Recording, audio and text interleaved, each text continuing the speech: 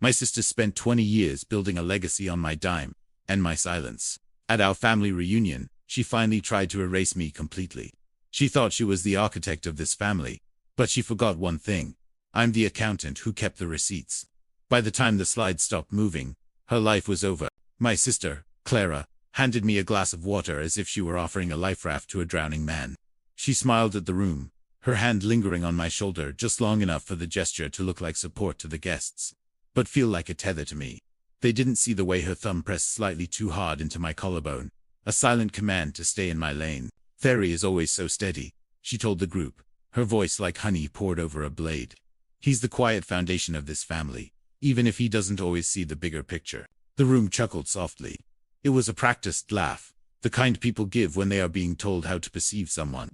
In this house, in this town, Clara was the architect of perception. She was the one who had stayed, the one who managed the family estate, the one who kept our parents' legacy polished to a high shine. I was the one who lived 3 states away, the one who sent checks and handled the digital complexities of a trust I had never been invited to oversee. I see the picture just fine, Clara, I said, my voice leveled at a flat, unremarkable tone. She didn't look at me. She never did when she was winning. Of course you do, dear. In your own way. She turned back to the memory lane display she had curated for the reunion.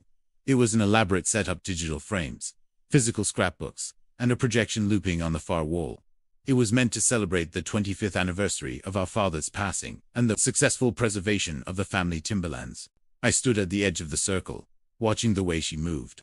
Clara had a behavioral signature, a subtle social tic she used whenever she was about to overwrite someone else's reality.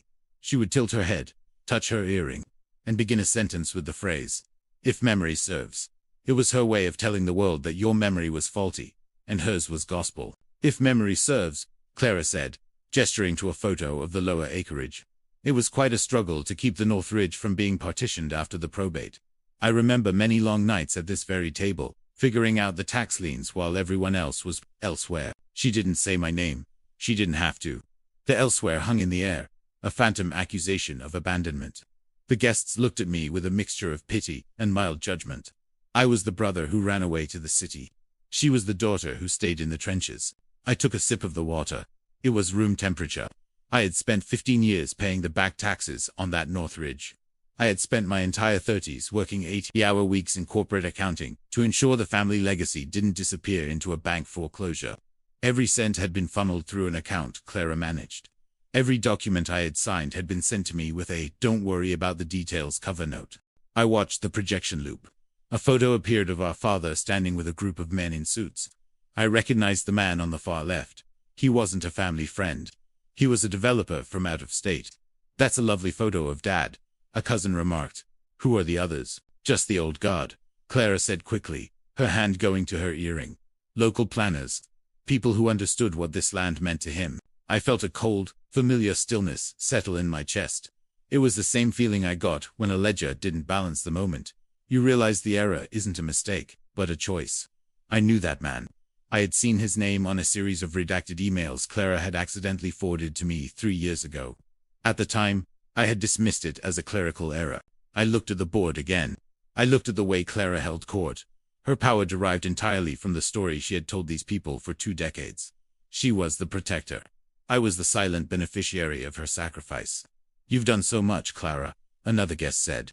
"I don't know how the family would have survived without your hand on the wheel." "It's a burden I carry gladly," she replied, her eyes finally meeting mine. There was a flicker of something. Not guilt, but a dare. A challenge to see if I would finally break the silence and ruin the atmosphere of the evening. I didn't break. I didn't even blink. I simply reached into my pocket and felt the small, rectangular weight of the thumb drive I had brought with me. I had originally intended to use it to contribute some scanned photos of our mother to the presentation. But as I watched Clara lean into the praise for a sacrifice I had funded with my own youth, the plan shifted. The injustice wasn't that she was taking credit. The injustice was that she had begun to believe her own lie. And in believing it, she had become careless. "Are you all right, Theory?" Clara asked, her voice projecting to ensure the room heard her concern. "You've been very quiet. Is the emotion of the day too much for you?" "I'm just observing." "Clara," I said softly, "you've put so much work into this. I wouldn't want to miss a single detail." She smiled. satisfied that I was staying in my role as the fragile, distant brother. She didn't notice that I wasn't looking at the photos anymore. I was looking at the laptop she had left open on the side table, the one controlling the entire digital display. The memory lane was about to take a detour. Have you ever realized that the person you trusted most was actually the person who had been erasing you for years? The evening progressed into the formal dinner. We were seated at a long mahogany table that had been in our family for 3 generations. Clara sat at the head, the position our father used to occupy. I was relegated to the middle, sandwiched between an aunt who couldn't remember my profession and a neighbor who wanted to talk about property values. Clara tapped her wine glass. The room fell silent. This was the moment she lived for. The speech today isn't just about looking back, she began, standing with a poised elegance. It's about the future. As many of you know, the costs of maintaining the estate have risen. To honor our father's dream of keeping this land whole, I've had to make some very difficult executive decisions. I felt a prickle of intuition. Clara's hand went to her earring. If memory serves, she continued, Dad always said that the land is only as good as the people who can keep it. That's why I've finalized a conservation easement and a restructuring of the family trust. It ensures that the estate remains under a single, unified management perm. The table erupted in polite applause. To them, it sounded like a noble act of preservation. To me, it sounded like a coup. A restructuring meant the removal of my name from the title. A unified management meant Clara becoming the sole arbiter of the assets I had spent 15 years protecting. I've already handled the preliminary filings, Clara said, her gaze drifting toward me with a sharp, predatory sweetness. I knew Theory wouldn't want to be bothered with the messy legalities of it all. He's always been more of a silent partner. The neighbor next to me patted my arm. Lucky you, Theory, having a sister who takes care of the heavy lifting. I looked down at my plate. I thought about the $400,000 I had wired to the estate account over the last 5 years. I thought about the property taxes that were actually used to renovate the guest house Clara lived in. I thought about the fact that she had just told the entire family, publicly, that I was a passenger in my own life. Clara, I said, my voice barely above a whisper. The table went quiet. Clara's smile didn't falter, but her eyes hardened. Yes, Theory. Did you have something to add? Perhaps a toast. The restructuring, I said, looking her in the eye. Did the board of the trust approve that? Or was it an administrative decision? Clara laughed, a light tinkling sound. Oh, Theory, you know how these things are. It's all very technical. I've handled it. Let's not bore our guests with the how when the what is so wonderful. She was dismissing me. It was a social execution. She was signaling to everyone in the room that I was out of my depth, a confused child asking about adult business. I think the how matters, I said calmly. We can talk about it in the morning, dear, she said, her tone shifting to that of a weary mother. Don't ruin the mood with your anxieties. This is a celebration. She turned away from me, effectively severing my connection to the conversation. For the rest of the meal, people spoke around me.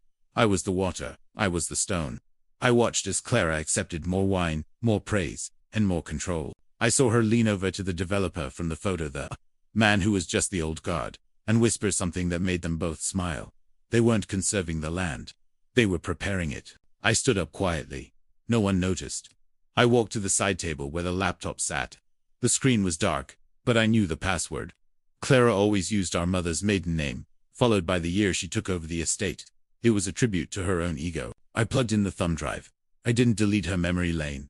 I simply added a new folder to the queue. A folder titled Projected Assets 2026. Then, I walked out onto the porch. The night air was cool, smelling of pine and damp earth. I stood there for a long time, listening to the laughter inside. I wasn't angry. Anger is for people who still have something to lose. I was merely an accountant waiting for the numbers to settle. I took out my phone and sent a single text to my attorney in the city. Execute the audit. All of them. I stayed on the porch until the lights inside dimmed, and the guests began to filter out. Clara came out last, looking triumphant. You should really try to be more present, Theory, she said, lighting a cigarette. People notice when you sulk. I'm not sulking, Clara, I said. I'm remembering. Well, she sighed, blowing smoke into the dark. If memory serves, you were always the sensitive one. Get some sleep. Tomorrow is a big day. We have the final signing for the trust. I'll be there, I said. As she walked away, I noticed she was limping slightly. The weight of all those lies was finally starting to affect her gait.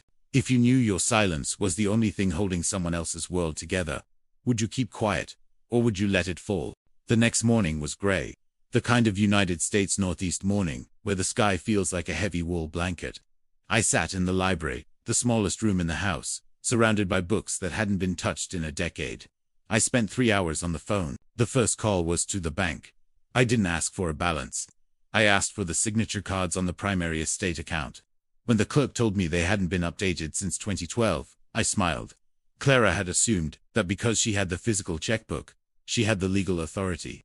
But the trust was older than her ambition. The second call was to the county clerk's office. I confirmed that the conservation easement she had mentioned at dinner hadn't been filed. It was a proposal, not a reality. She had lied to the family to build a consensus she hadn't earned.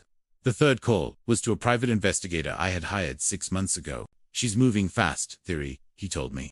The developer she was talking to at dinner. His firm specializes in luxury subdivisions. They aren't conserving the North Ridge. They're planning a golf course. She's already taken a consultation fee of $50,000. Was it deposited into the estate account? I asked. No. A private account in her name only. There it was. The point of no return. Embezzlement is a noisy word, but in practice, it's very quiet. It's just numbers, moving from one column to another. Clara thought I was too weak to check the columns. She thought I was too emotionally restrained to handle the conflict of a betrayal. She was right about the restraint, but wrong about the weakness. Restraint is what allows you to wait until the trap is fully set. I spent the rest of the morning in silence. I didn't go down for breakfast. I didn't answer Clara's texts asking where I was. I waited for the time skip that mattered, the 2 hours between her final signing meeting and the family brunch. At 11 a.m., the lawyer arrived. He was a man Clara had chosen, a local who owed her favors. I met him in the hallway. "Mr. Henry," he said, looking surprised. "I thought you weren't joining us for the paperwork." "I changed my mind," I said. "I'd like to review the restructuring documents before my sister signs them." "Clara said you had already given your verbal consent." "If memory serves," I said, using her own weapon against him, "verbal consent isn't worth the paper it isn't written on. Let's go to the study." Clara was already there, pen in hand. When she saw me, her face underwent a fascinating transformation. It went from triumph to irritation, then settled into a mask of concerned affection. "Theory, you're here. We were just about to wrap this up. There's no need for you to stay for the boring parts." "I like the boring parts, Clara," I said, taking a seat opposite her. "In fact, I've brought some boring parts of my own." I laid out a series of bank statements on the desk. They weren't the ones she sent me every month. These were the originals, obtained via my status as a primary trustee, a status she had tried to convince me I didn't have. "What is this?" she asked, her voice dropping an octave. "It's the paper trail for the $50,000 you received from the developer," I said, "and the $30,000 from the year before, and the unauthorized withdrawals for the guest house renovations." The lawyer cleared his throat and took a step back. He knew a crime scene when he saw one. Clara didn't scream. She didn't cry. She leaned forward, her eyes like chips of ice. "You think you can come back here after 15 years and judge how I've kept this family afloat? You sent money, Theory. I gave my life. I earned that money. You didn't earn the right to sell what isn't yours," I said. "I am the estate," she hissed. "Everyone out there knows it. If you try to stop this, you'll be the villain. You'll be the brother who came home to bankrupt his sister and destroy the family legacy. Is that the reputation you want?" I looked at her. I really looked at her. I saw the fear behind her eyes, the fear of exposure, the fear of losing the only thing that made her feel powerful. "I don't care about my reputation, Clara," I said. "I care about the truth. And the truth is, you're finished." I stood up and walked to the door. "The family is waiting for the final presentation in the garden. I suggest you get your story straight. I've updated the slideshow." I left her there, staring at the bank statements. I knew she wouldn't stop. She couldn't. She was a shark that had to keep swimming or drown in its own lies. She thought she was the architect. She didn't realize I was the auditor. What would you do if you realized the person protecting your family's history was actually the one selling it off, piece by piece? The garden was filled with the remaining family members. The sun had finally broken through the clouds, casting a bright, unforgiving light on everything. The projector had been moved outside, set up under a white tent. Clara emerged from the house 20 minutes later. She looked perfect. Her hair was back in its signature knot. Her makeup was flawless. She walked with the confidence of a woman who had just won a war, even though she was standing in the ruins of one. She took the microphone. "Thank you all for staying. Before we finish our reunion, I have one last set of memories to share. It's a look at the future, Theory and I have been discussing." She looked at me and smiled. It was a terrifying smile. It said, "I've called your bluff." She thought I wouldn't actually go through with it. She thought I was too restrained to cause a scene in front of Aunt Martha and the cousins. She pressed the remote. The screen didn't show the North Ridge. It didn't show our father. It showed a scanned copy of the private contract between Clara and the developer. A murmur ran through the crowd. Clara's smile froze. She pressed the button again, her thumb trembling. The next slide was a spreadsheet. It was a simple 2-column list. On the left, funds sent by Theory for property taxes. On the right, payments made by Clara for interior design and luxury travel. The silence in the garden was absolute. It was the kind of silence that has weight. "There seems to be a technical glitch," Clara said, her voice cracking for the first time in 40 years. "This is obviously a joke. Theory, really, this is in poor taste." I stood at the back of the tent, my hands in my pockets. I didn't say a word. I didn't need to. The slides continued. They were timed to change every 10 seconds. Each one was a different piece of the puzzle. A check she had forged. A letter she had written to the board claiming I was mentally incapacitated and unable to fulfill my duties. A photo of the luxury car she had bought and hidden in a rented garage 3 towns over. The guests began to stand up. They weren't looking at the screen anymore. They were looking at Clara. "Clara," Aunt Martha asked, her voice trembling. "Is this true? Did you try to sell the ridge?" "Of course not," Clara shouted, her face turning a deep, ugly purple. "Theory is lying.